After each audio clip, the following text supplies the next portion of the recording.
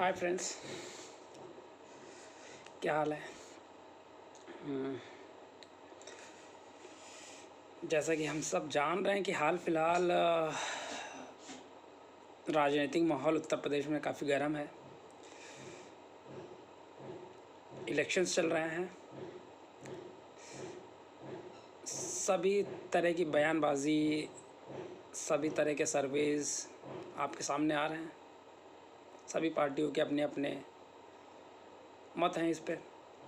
सभी पार्टियां इस चीज़ पे जोर मार रही हैं कि भाई फला हम पूर्ण बहुमत की सरकार बनाएंगे, हम पूर्ण बहुमत की सरकार बनाएंगे। लेकिन हम लोग कुछ एनालाइज़ करें तो तमाम सर्वेज आने के बाद हम लोगों ने कुछ चीज़ें पाई हैं कि हाल फिलहाल दो बड़ी पार्टियां जिनकी आपसी टक्कर बताई जा रही है, बाकी सब रेस से बाहर ही हैं, समाजवादी पार्टी और भारतीय जनता पार्टी। तो सब पोल्स को एनालाइज करने के बाद, और यह आज लगभग 6वें चरण की वोटिंग चल ही रही है, प्रक्रिया, सब चीज़ें एनालाइज करने के बाद ये समझ में आ रहा है कि हम कुछ चीज़ें हम इनकी बयानबाजी से भी समझ सकते हैं कि जैसे कि हम देख रहे हैं कि ये दोनों बड़ी पार्टियां सपा और बीजेपी, जिनको इस वक्त तमाम पोल्स सर्वेज में बता रहे हैं कि फला पूर्ण बहुमत में आ रहे हैं या फला पूर्ण बहुमत में आ रहे हैं, ये पार्टियां हमने देखा होगा कि सपा बीजेपी और बीजेपी सपा एक दूसरे पे कमेंट्स, तमाम तरह की बातें एक दूसरे के वो बोल रहे हैं, लेकिन किसी भी तीसरी, इनको छोड़ के किसी भी तीसरी पार्टी की तरफ मतलब बोलने से कतरा रहे हैं। इससे हमें ये समझना पड़ेगा कि क्यों ऐसा हो रहा है। कांग्रेस भी है, आपके बहुजन समाज पार्टी, दोनों हैं, लेकिन पार्टियां हम देखेंगे कि एक दूसरे को कुछ बोलने से कतरा रही हैं। एक दूसरे को कुछ बोलने से कतराने का मतलब इनका ये होता है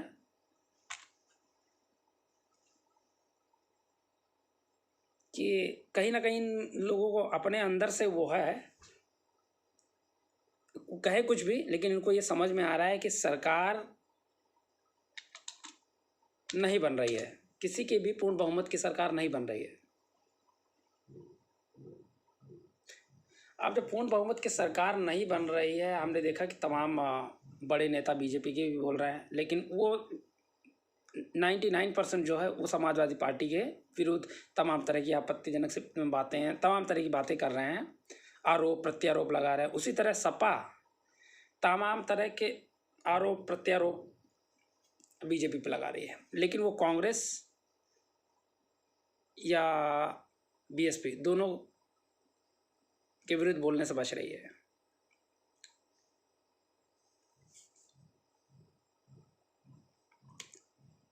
संभवतः आगे चल के 10 तारीख को जब रिजल्ट आएगा इसका, तो हम पाएंगे कि उत्तर प्रदेश में गठबंधन की सरकार बने। अब गठबंधन में हम एनालाइज करें तो किसका गठबंधन हो सकता है, कि जैसा हमने कभी देखा था 2000 यूपी के लड़के,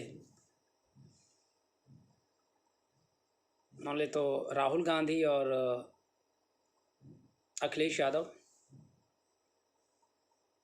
पूर्ण बहुमत ना मिलने की स्थिति में राहुल गांधी अखिलेश खेमे में जा सकते हैं। सपा को भी ये लग रहा है, इसलिए वो राहुल गांधी के खिलाफ कोई बात ही नहीं कर रहे हैं। उसी तरह हाल ही में हमने अमित शाह का भी बयान सुना, जहाँ पे उन्होंने किसी पत्रकार ने ये बात कही कि क्या नाम है, बसपा तो लगभग ख़त्म हो गई है, कहीं वही नहीं है इसका।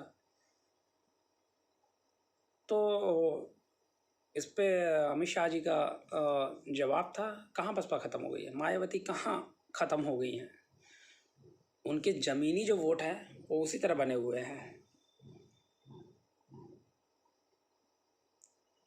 तो उनकी इस बात से हम समझ सकते हैं कि अब ये डोरे डालने की राजनीति चालू हो गई है।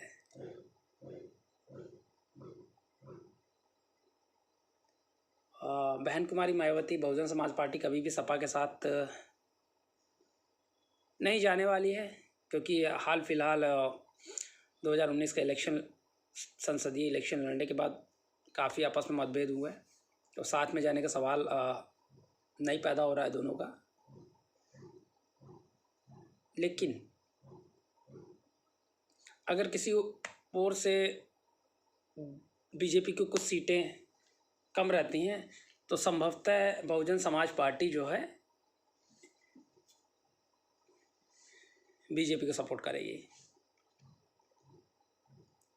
और सपोर्ट करने की वजह बीजेपी का भी ये फंडा हो सकता है कि यदि गठबंधन की सरकार बनती है तो 2024 में आपके जब संसदीय इलेक्शंस होंगे, चुनाव होंगे, तो विधानसभा भंग करके उत्तर प्रदेश के चुनाव और संसदीय चुनाव दोनों एक साथ कराए जाए, ऐसा कुछ हो सकता है। अपनी राय है, बाकी सबकी अपनी अपनी राय होती है, चीज़ों को एनालाइज किया जाए। हाँ, तो अब सबके माथे पे चिंताएं साफ झलक रही हैं, कितना भी बयानबाजी हो जाए साफ झलक रही हैं। तो बाकी अब देख लीजिए भैया, राजनीति है, ऊंट किस ओर करवट बदलता है कोई भी नहीं कह सकता है, ये तो अपनी राय है। ओके, जय भीम, जय भारत। 10 तारीख का वेट करते हैं, इंतज़ार करते हैं। नमस्कार।